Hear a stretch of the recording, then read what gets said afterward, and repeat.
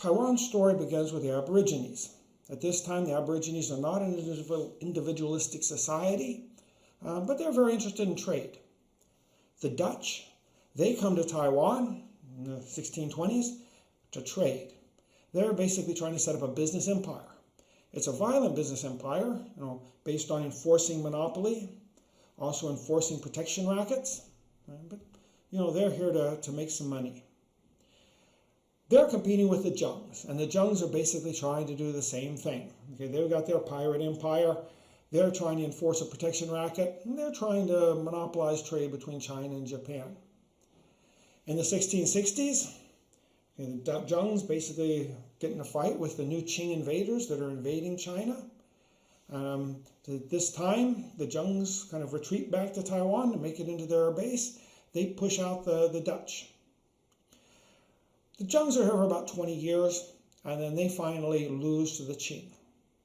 The Qing take control of Taiwan, and now we get 200 years of Qing rule. Now, the Qing are a conquest dynasty. The Manchus, they come from northeast of China. They come down in, they take over the Chinese area. They also take over Mongolia, where the Mongols live. Xinjiang, which is mainly Muslims. They take over Tibet, Tibetans, and they take over Taiwan. They're not really sure they want Taiwan at first. They discuss it. Some of them say maybe it's better to sell it back to the Dutch, but the Dutch didn't really want it. They decided we can't just leave it empty here. It'll become another nest of pirates, and that's no good. So they decide they pretty much have to take over Taiwan. They're not ever really sure, though, what they want to do with it. They tend to, kind of support the Aborigines often. And, one of the ideas the Qing had was that, they wanted to control this big empire.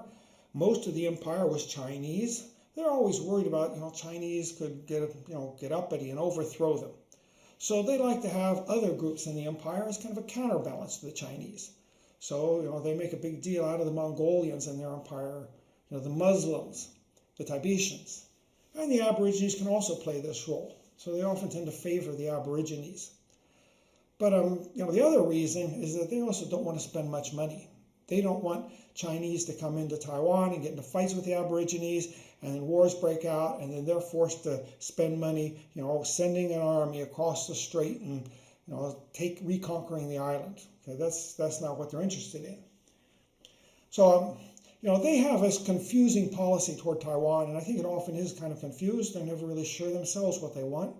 Sometimes they try to block Chinese migration into Taiwan. Other times they allow it to happen. Sometimes they decide, we don't want Chinese establishing families in Taiwan. We just want these men that'll come over and work for a few years and go back. So they block families, block women coming in.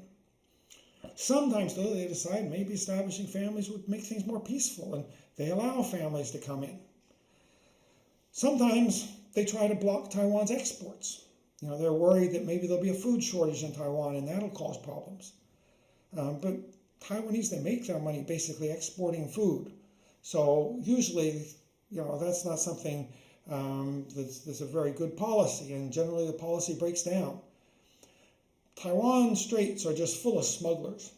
And so, I'm not even sure it's worthwhile to try to analyze this Qing policy too much, because I'm not sure to what extent the Qing were ever really able to enforce these policies. Taiwan's society was mainly that of Chinese men, many of them just here temporarily, and Aborigines. Now, the Minnan people in southern Fujian in this time, this was not a good period for the Minnan area. There was often kind of too little land and too many people. They were leaving. Some of the Minnan, and probably most of the Minnan that left, went to other places in China. But the Minnan also went down to Southeast Asia. So you start seeing a lot of overseas Chinese down there. They also crossed the strait to Taiwan. And the Taiwan society isn't that much different than a lot of the Chinese societies you would see in Southeast Asia at this time. It's kind of a frontier, get-rich-quick society. You've got all these men coming over. They just want to make money often and get back home. So they're always scheming somehow to make money. There's a lot of gambling going on in Taiwan at this time. There's also a lot of violence. There's rebellions. There's also these conflicts between different ethnic groups, and just fights breaking out between different villages. There's strongmen in Taiwan. Okay, in Taiwan, some people do get rich, and when they get rich, one of the things they invest in is private armies, okay, to try to protect their property and maybe expand it. Taiwanese are interested in grabbing land, either on a small scale or large scale, okay, depending on how powerful you are. They try to get their land maybe from the government, maybe they get their land from Aborigines groups, maybe they just get their land through violence. I want to concentrate on land development here, and in a second I'm going to talk about water rights development. This was the biggest business in Taiwan. The main capitalist enterprise, and I'm going to call it a capitalist enterprise, I think that's kind of what it was, is developing a lot of land and making money that way. This is often done by crony capitalists. When we talk about crony capitalists, a crony capitalist is a capitalist for which a good part of his capital is a special type of human capital. Basically, his relationship to the government or to officials in government. And if you want to, get big land grants from the government, maybe you can do it just through bribery, but it often works out a lot nicer if you know people in the government and, you can work with them closely. So this is a lot of what's happening for these people that are trying to develop land is, they're trying to maintain good relations with the government, and they're trying to keep everybody happy, one way or another. These people sometimes will just work as individuals, but they often don't have enough capital. They need backers. So often there's like a front man, then maybe behind him there's different backers that are offering the capital. Usually when this happens, there's a contract set up, and they set up a company. And the company will have shares. They'll be kind of the CEO of the company. He usually will have the biggest share. He's the one responsible for doing most of the work. But he's got backers from these other capitalists, people that'll put money into the deal, and they all have shares in the enterprise too. If you're going to do this land development on any scale, the first thing you got to do is get rights to the land. And as I said, you could do this with direct negotiation with the Aborigines. We know some of the land came this way. Sometimes, especially with smaller deals, you have people just kind of moving into an area and squatting.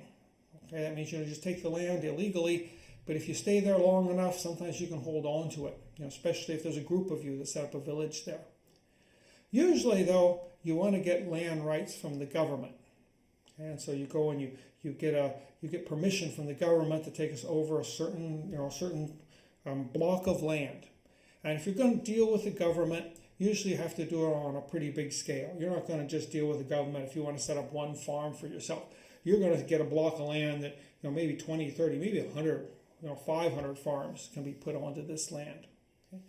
And then once you get this land, you have to kind of plan. You decide how you're going to cut it up, what sort of pieces you'll cut it up into. You got to open up basic transportation. You might need to do some defense. The Aborigines in the area may not really like you taking over this land. Maybe you negotiate with them and you give them some money, but maybe you end up having to fight with them. And then you have to kind of recruit people. Basically, you have to find people willing to buy this land from you. So this is a big project. Once you find the people that are going to, and I say buy the land from you, and I think that's probably a good way to state it. But what you do really is you permanently rent the land to them often. Now, actually, I think sometimes they did is outright sell the land, okay? But we know now from looking at the contracts that most of the land was sold to the person, okay? He got the rights to the land, he could control the land, but instead of paying a lump sum, the payments had to be every year you had to pay a certain big rent, okay, to the person who has sold you the land. So these people, they develop the land, they give the rights to the land to these smaller people who are going to then, create rice paddies, and they're going to invest, their time and effort into developing this land into farmland, maybe with some help from the big capitalist, okay, depending on the situation. But they don't often take, the big capitalist doesn't take lump sum of money up front like you do in most sales deals. Instead, he says, okay, from now on, every year, you have to pay me so much of a big rent.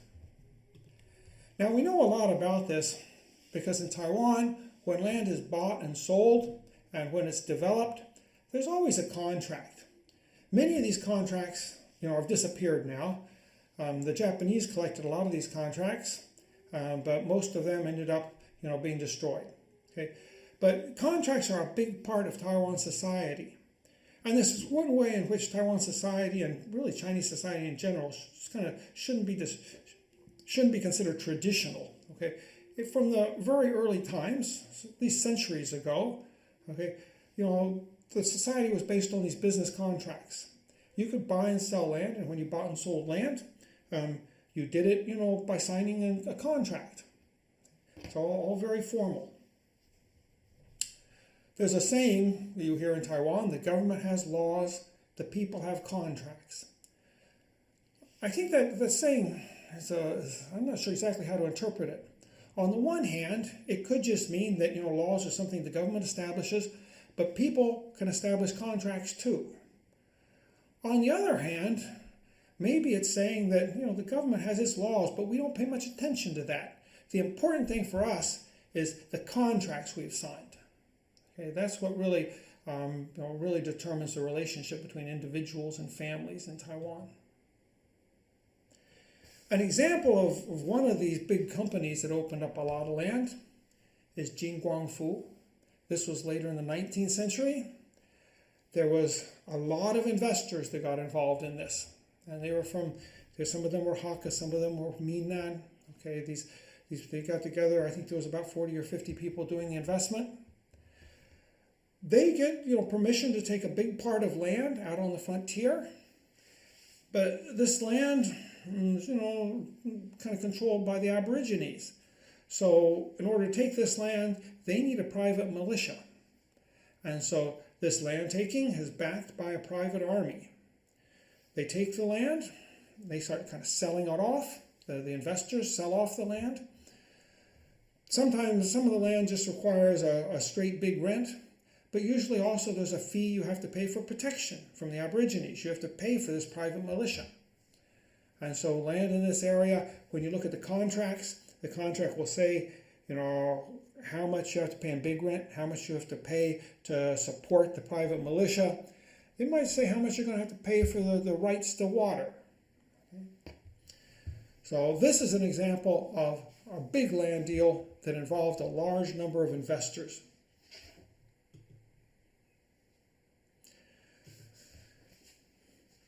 I've compared Taiwan to the United States, and the last lecture talked about how really New Amsterdam, New York City, was very similar in many ways to Tainan. This land development is also very similar to what went on in the United States about 250 years ago. There too, land development, that was the biggest capitalist enterprise. It was often done by richer people who would try to get influence in the different provincial or state councils. And they would get permission to take big blocks of land, cut them up into small sections. They might have to open up some transportation, do a little protection, sell it to farmers moving in. A person very much involved in this was George Washington, the first president. He began as a land surveyor, and he learned a lot about the land from land surveying. You might think that maybe partly he got this kind of inside information. And as he got richer, he would like to work with other rich people to try to buy more land and often then sell it off to other people. Now, the big difference between the United States and Taiwan was that in the United States, when you sold off land, you sold it for a lump sum, and then you didn't have any more to do with it. In Taiwan, very often, instead of selling it off for a lump sum, you sold it off for these big rents. People sign a contract, and they would say, okay, I am going to pay you so much every year, for eternity. And these people, if they sold off the land themselves, the person they sold the land to would have to continue paying this big rent. It was really in many ways like a tax, because as long as you paid the rent, that the big landholder that was getting that rent, he had no control over the land. The only problem was if you quit paying that tax, and today it's the same thing. If you quit paying the tax on your land, the government's going to come in and take over your land. Okay, well that's what happens maybe if you don't pay the big rent. But otherwise, you're paying this big rent. It's just a tax, and the land is yours to do with as you want. Sometimes you may decide that you're going to pay the big rent, but then you're going to find a tenant to farm for you, and then he pays you a rent, and then you take part of that rent and you pay the big rent. Now, why was Taiwan and the United States different? And I think this all comes down to finance, and I think there are probably two reasons for this. The one thing may be that a lot of these small Taiwanese farmers that wanted the land couldn't get the financial backing to buy the land outright. So basically, they were, purchasing on time. Just the way nowadays, when you were going to, you purchase a condominium in Taiwan, in Taipei, it's often a pretty big purchase. Most people aren't going to pay the money up front. Most people are going to go through a bank and set up a deal where they make monthly payments. Well, there weren't any banks to go through to do this really in Taiwan at this time, so you made the deal right out with the landowner. You told the landowner, okay, every year I'm going to pay you a certain amount, okay, instead of paying you a lump sum up front. The other thing that may be happening here is some of these big landowners, they may have preferred this big rent to a lump sum. Because if you got a lump sum, what are you going to do with it? In the United States, particularly after the Revolution, the United States government issued a lot of bonds. If you had a big sum of money and you didn't have anything really to do with it, you just buy the bond and you would get interest payments, because you're lending money to the government. There are also banks and other things you could put your money into. In Taiwan, there weren't really any bonds you could buy. Okay? It may have been harder to find these big investment opportunities that would pay you a safe return. So this is kind of a substitute for a bond, okay? Because a big rent is one of the safer investments you can make. You put your money in the land, and now every year you and your descendants are going to get a big rent payment that you can live off of. So this was the biggest business in Taiwan at this time. People who really wanted to make money, they tried to find ways to get hold of this land. And then they would take the land, and most of it was not farmed themselves. Most of it would be passed on to other people for a certain amount of money or a certain big rent. So that's the land development. The other big enterprise in Taiwan is water development. Because in Taiwan, if you're farming, especially more toward the north of the island, the south of the island was sugar. Well, irrigation is also nice for sugar, but it doesn't depend on irrigation quite so much. Rice paddies obviously depend very heavily on irrigation. So rights to water are just as important as rights to land. In Taiwan, irrigation was big business, particularly these big projects. If you had a small project, a village kind of close to a stream, you want to take some water out of that stream so that maybe 20 or 30 families could share the water, that's something that could possibly be done on a communal basis. It seems like some of the early stuff was done communally like this. But if it was a big project, you're going to have hundreds or maybe thousands of people getting this water. They can't really work together like that. So you need some sort of big business person to set up a company, gather capital, try to fund this project. On the mainland, the Chinese government did most of the big projects. And kind of the gentry in the area sometimes were important to try to manage the projects. You don't see too much of these private projects where the farmers have to pay water rents to private individuals who've created big irrigation canals. You do see some of this in Southeast Asia. And I'm still looking for examples in China. I wonder whether out on the Chinese frontier, maybe in Yunnan or something, I could find examples of this. But it looks like this is one big difference between Taiwan and the mainland. So the mainland, the government ran the irrigation projects. When they got to Taiwan, the government basically didn't set up irrigation projects, not the Qing dynasty. So what happens here? Well, If you want to set up a water project, just like trying to set up a project where you're developing land, you need to get government permission. You need official support. So again, this probably involves a little bit of so-called crony capitalism. You're probably going to try to get to know the person in charge. It may help if you've got some sort of degree or something that makes you more acceptable to these big officials. You're probably also going to need to give them a cut of the money. Okay, that's probably in there too. But you need somebody that's kind of big and sophisticated enough they can work with the government and deal with them. Okay? Now, when they go to the government, they usually don't just say I want the water and please give me these rights. They have to get backing from local people too. So generally what would happen is when they went to a government official, they would probably maybe also have a list of local people willing to kind of sign up and say, we're willing to pay water rents if this person can give us water. Okay, so they also need to work with the people in the area. Okay, so if the people in the area won't back you, probably no matter what you do, the government's not necessarily going to give you those water rights. So you need official support, you need local support. Okay, if you get this, the government's going to give you a contract. It's going to say, you can what you can do. You can set up this irrigation canal. You can take so much water, and you can sell it at such and such a price. You need patient capital to do this because sometimes these projects take decades. Okay, so the people investing in this, it's risky. Sometimes you're not sure if the project is actually going to work out, and sometimes it runs way longer than they expect it to run. So you need a lot of capital that's willing to wait and willing to take risks. You need engineering skills, okay, because these irrigation canals, they're not easy things to do. Water by its nature runs downhill and tends to accumulate in the lowest places. If you've got an area of farmland without water, you don't want to take that water from the nearest stream because the nearest stream is going to be lower than your farmland. What you got to do is you got to go upstream, and the further upstream you get, the higher you get. You want to get a land that's higher than your farmland, and then when you go up there a ways, you have to set up a canal, and then if you're trying to get the water to land that's higher up, you got to bring the water down. The canal has to slope downward, but you want it to slope downward slower than the river slope downward.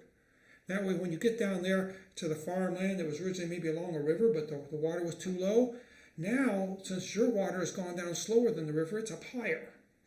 And then it can go irrigate the land, and if eventually the water has to be drained off the land, it goes into the river. Okay. So this is a little bit tricky.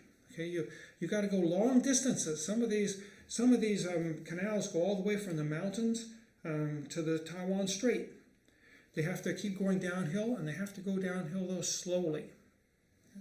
So it's tough, okay, to work all this out. Sometimes you got to go over other streams. Okay, if you're trying to get that, you're going way back, you go back there, you get the water when it's up there still pretty high. You try to gradually take it down. There's going to be other streams kind of crossing your canal, okay, going into the river. And you got to kind of build aqueducts over the streams. You don't want to lose the water into the stream so it goes into the river right away. You want to take it over the stream. So you keep it at a high, up there high above the stream. Once you do this project, you got upkeep to do. Local farmers, they take care of their own little canals to get the water to the, each village farm. Sometimes they would set up like an earth god temple and have an earth god worship association that meets for a big worship, a bye-bye every year. And often, this is set up within an irrigation kind of district. And it's a way to help the people all coordinate and settle the local irrigation projects. But, the big guy, he has to take care of the big canals. So he has people out there constantly watching that. He has to also protect them from being, encroached upon. Sometimes people will try to steal water out of his canals. And then the farmers, they've agreed to pay this water rent, but they don't always pay it. Sometimes there's bad years, okay, and you can't get the rent out of them. You need to have kind of a water rent enforcer out there to make sure people actually pay the water rents. The big rents and the water rents are both the same. If you have a big project, often in the nearest town, there's going to be an office that the investors have set up. And every year, the farmers are expected to go to that office and make their payment, whether it's for the land rights or whether it's for the water rights. The biggest canal in Taiwan, and the earliest big canal in Taiwan, was the Bao Canal, down in Zhanghua.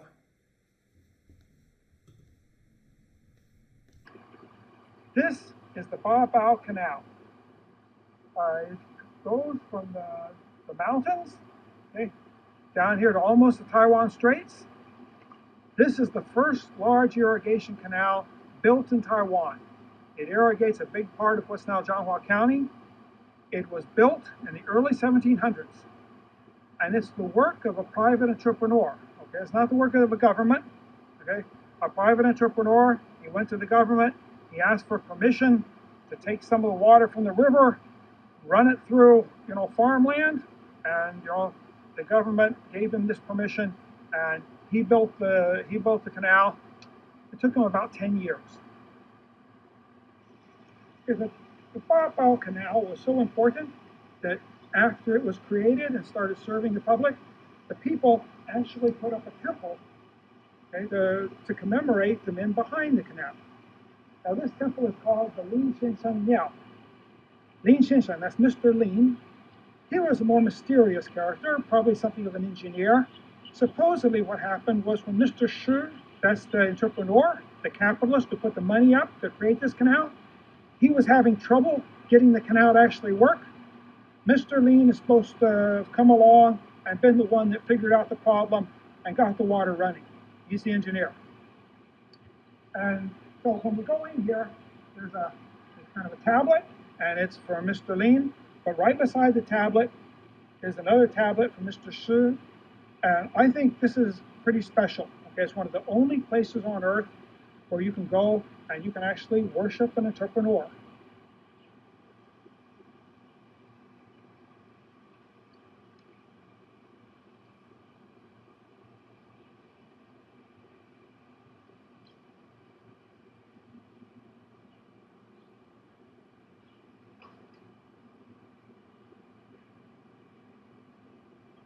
I'm not really worshiping Mr. Shi, but I want to come here to pay my respects to him.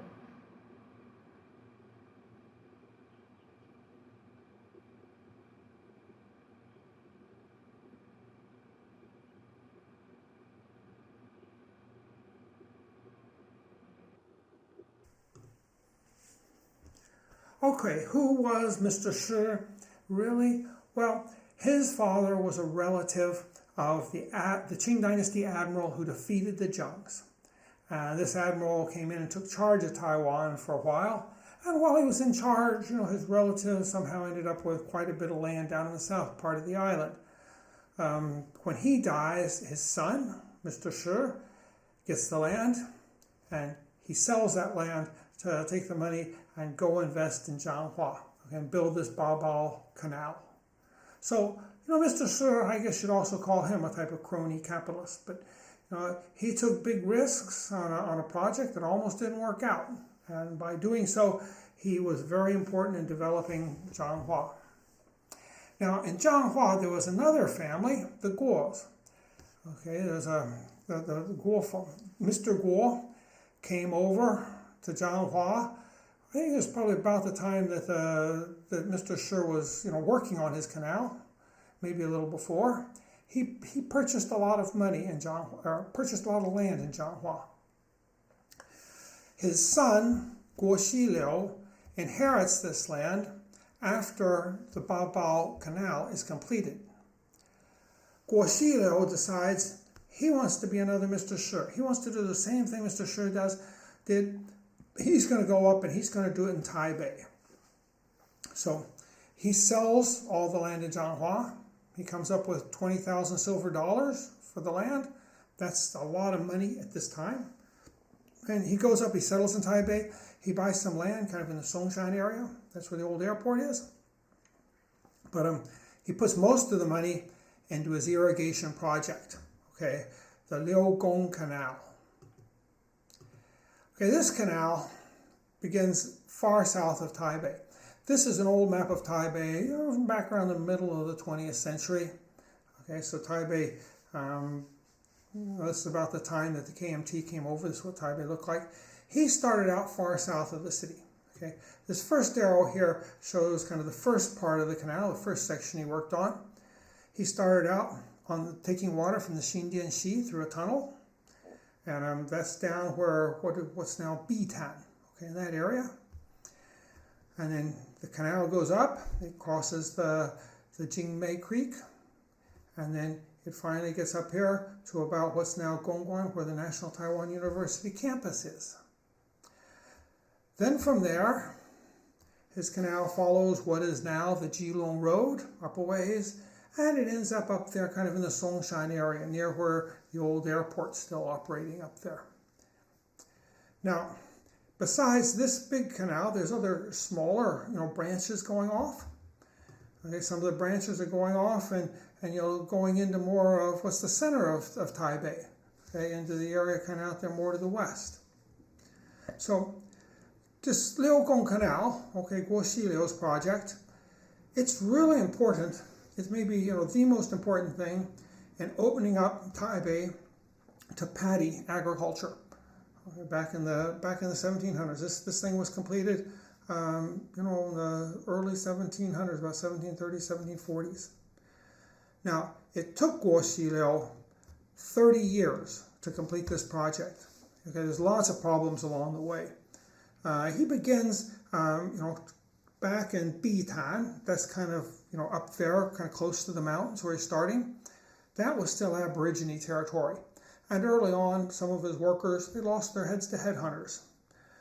What he did to try to take care of this problem is to counter the mountain Aborigines that would come down and attack his workforce. He made a deal with the Sholan tribe, one of these flatland Aborigines, okay, the lowland Aborigines tribes. Okay. They came over as protection and also to work on the project for him. Okay. So with the help of these lowland Aborigines, the plains Aborigines, okay, he managed to bring this project up. When he got to the Jingmei Creek, well, he had to be above that. He didn't want to lose his water down in the Jingmei Creek and have it, go back down into the river. The Xindian, what was called the Xindian Creek. It was really more of a river. So he had to take it across on an aqueduct. And this causes some problems because people thought that was a nice bridge, and they would try to climb across on his aqueduct, and the aqueduct was broken several times. He ended up having to put kind of a pointed roof on it to keep people from crawling on top of it. Okay, and he continued the canal on. As I said, this took 30 years. He finally finished it. Once he finished it, it opens up, and within a few months there's a typhoon, and it wrecks the canal. And it also seemed to wreck Mr. Guo. Okay, Mr. Guo dies a few months after this. Maybe he dies of a broken heart. Okay, whatever. But after he dies, his son takes the project back over, and within a couple of years, he's got the canal up and running again. And this canal, it stays in the Guo family for several generations. After, I think, the third or fourth generation, the upkeep was getting kind of more than they could handle. Okay. May have been having trouble getting all the water rents. So they ended up selling the canal. Okay. They sold it to the Banqiao Lins, which is, was the richest family in the area. Okay. And they buy the water, the canal. They get the right to the water rents then. Okay, so Mr. Guo's story, very similar to Mr. Shi's story. Okay? Both of these, Mr. Shi's project took 10 years, Mr. Guo's project took 30 years, and they weren't a sure thing at all. In both cases, the projects came close to failure after huge investments had been made. Okay, so these people, they're really entrepreneurs that are willing to take big risks. Okay, so again, the main point of this is to give you the idea that Taiwan really was a place of business. Okay, it wasn't a traditional place where people came to just follow their grandfathers and great-grandfathers and do what had always been done. These are people that came here to make money. Some people on a small scale, they just wanted to make, spend a few years, make some dollars, take them back home to help support their family, or maybe help them, get some land and get married. Others came with lots of money, and they invested to try to create an even bigger fortune.